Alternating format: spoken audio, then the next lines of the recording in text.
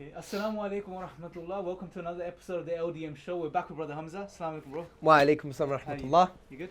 Very good, Mashallah. alhamdulillah. Okay, so bro, this week's show, inshallah, we're going to be discussing, does science lead to atheism? Yes. Right? So what's your take on it? Does science lead to atheism? No, it doesn't. It's a malformed question. The reason I'm saying this is because we have to understand what science is. I know, yes, science, we have keyhole surgery, we are taking videos, and we have technology in the iPhone and BlackBerry and all this technology. Alhamdulillah. But it doesn't follow now, since we're getting so many benefits from science, therefore, God doesn't exist, because we have this kind of socialization that since science is doing everything for us, we don't need God anymore, right? And that's a bit of a social fallacy in a way. Now, what we have to understand is what science is. Now, science is a method of study, and it can only deal with the things that it observes. It can only deal with the physical world, with the real physical world. It can't deal with metaphysics. Sure. It can't deal with things like even mathematics. It requires mathematics, do you see? Like logical truth. Science doesn't deal with logical truth. That's philosophy. Why is 1 + 1 necessarily true? That's beyond the scientific method, do you see? Right. So science, from that perspective, heavily relies on a certain worldview and a certain method, if you like, of thinking. One is called empiricism as a theory of knowledge, a worldview of knowledge, a theory of knowledge. The other one is a methodology or a thinking process called induction. Now, induction, very simply put, is that you have a limited set of data and you conclude for the next observation or for the entire set of observations. Right. So you have something historic that you've observed, say you've seen 1,000 white sheep, right, and therefore you say the next sheep I'm going to find is going to be white, or all sheep are white. So there's always room for error. There is room for error because induction is probabilistic. It's based on 0 to 99% probability. Sure. Because how do you know? You may have another observation that goes against your past observations. Sure. And this happens in science all the time. It's changing based upon these new observations, sure, that we're discovering. So just as a side note to bring in, so if someone comes and says, for example, evolution is 100% true and makes such a claim. No, they could never say such a claim because evolution is a product of a scientific method, and the scientific method is probabilistic based on induction and empiricism, all these things that we'll talk about now. They could say, I have good reasons to believe in it. They could say, I'm 80% true, but they could never say it's 100% true. Right. Okay. They must always entertain an element of doubt. And every sincere academic scientist, sure, whether religious or not, if he's atheist even, would say, we can't say, I won't bet my life on it, basically. Right. Yeah. Okay. I mean, take the expansion of the universe. They thought this was almost 100% true. Yes. Recently, there was some cosmologists saying, well, maybe it's not expanding anymore. Do you see? Yes. So it's changing based upon observations and the way you see things. Sure. And that's the limitation of induction from that perspective, that even David Hume, the Scottish skeptic philosopher, he actually elucidated this and said, look, how do you know that just because you've seen all these things in the past, your next perception or observation is going to agree with what you've seen in the past? Sure. It may not. It may agree with the past observations, or it may not. But usually, sometimes it doesn't, sometimes it does. Right. So that's the first point, induction. Sure. The other point is the theory of knowledge called empiricism. Now, what is empiricism? It's not greatly defined. There's been a debate between the crude, hardcore empiricists and the soft empiricists. But let's just be general here. Empiricism is a theory of knowledge that you can only know knowledge about something or a concept about something if it's observable. Sure. Okay? So, take for instance a white cat going into a snowstorm. Sure. It goes into the snowstorm. Where's the white cat? Well, you can't observe it anymore. We can't observe it, so according to a crude approach, you'd be like, well, knowledge about something can only be with direct observation, therefore we have to suspend judgment or say there is no white cat in the snowstorm. Right.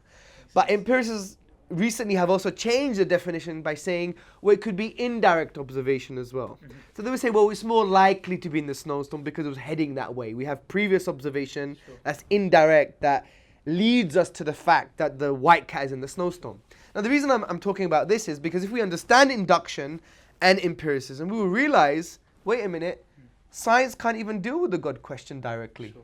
It can't, because God is by definition unobservable. He's outside of the physical universe. Therefore, you can't use empiricism or induction to reject or accept God. But you can use science as supporting evidence. Right. That's why, for example, we use the design argument.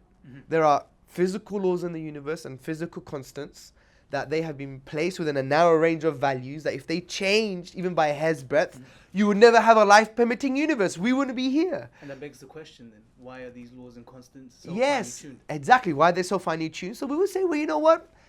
Based on something called epistemic probability, it's more likely there was some kind of cosmic designer. Right. So we can use evidence, but science as a method can never reject God at all. Right. So How? God by definition is unobservable. You need metaphysics, you need philosophy, you need rational thinking, not just crude empiricism and just based on direct or even indirect observation. But as I said, you can use science as supporting evidence for the existence of God. So what we're saying is that as far as science is concerned, which is a good method but it's limited, and as far as it comes to the question of God, it cannot directly prove or disprove the existence of God. It can indirectly, through observations, and we can come, for example, the design argument and so on and so forth, we can prove or show that there's more evidence. Yes, basically what we want to show, if we understand what science is based upon and what tools and methods and theories of knowledge that scientists use, such as empiricism and induction, if we understand these properly, we would realize that actually no sincere scientist can say science has disproved God. Sure. That is an unscientific assertion. Right. And that's the point. Sure.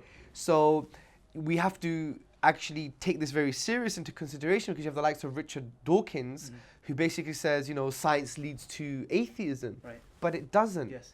Your view on the data, your interpretation of the data leads Biased. to your atheism. Yes.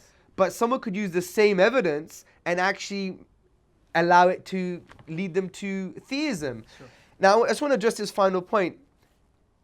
Just because we know how the universe works, it doesn't mean God doesn't exist anymore. Yeah, this is key. Yeah, because what a lot of atheists do, they conflate, they mistake the how with the why.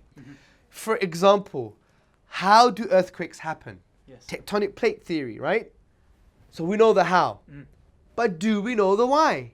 No, that's a religious question. For example, Islam would say maybe God has done this to test us, to see if we are compassionate enough to help the victims, for example. Take another example, the car. How is the car made? How does it work? Yes. You have an engine, you have spark plugs, you have combustion, X, Y, and Z. Why? Because someone designed it that way. Sure. Or someone wants to drive the car. Do you see? Yes. The how and the why are not the same thing. And this is something that Professor Hoodboy from Pakistan, he's a bordering atheist, I believe. He used to be part of Lum's University, one of a prestigious university in Pakistan. And he wrote the book Religion and Rationality. He does the same thing. He conflicts the how with the why. He says, how can you believe in this book, Quran? Because the Quran says that earthquakes happen because of God's punishment or a test for us, right? And he says, but we know now it's because of tectonic plate theory. I said, hey, hold on a second, that's a fallacy. You're conflating the how with the why. Because take, for example, my children. How did my wife give birth? How did she give birth? We have the sperm that mixes with the egg, it forms a blastocyst, it sinks into uterine wall, and you have the process of embryology, right? That's the how. But why is because I find her attractive, mate. Yes. Or because she's my wife. And I'm human, right? That's the why. So the how and the why are two different things. And you know what was so funny? They do this all the time. Even Ian Bryce, he's the vice chairman for the head of the Secular Society or something, or the Secular Party in Australia, in Sydney.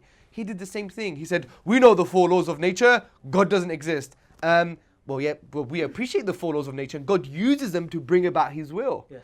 So you're conflating the how with the why again. So that's very important. So just to clarify, just because we understand how certain things may function. Are you clarifying because you think I'm too complicated? No, I'm just. Are you clarifying because you think I can't communicate just with to people? reinforce the point, Are inshallah, you being so people rude? understand. No, of course not.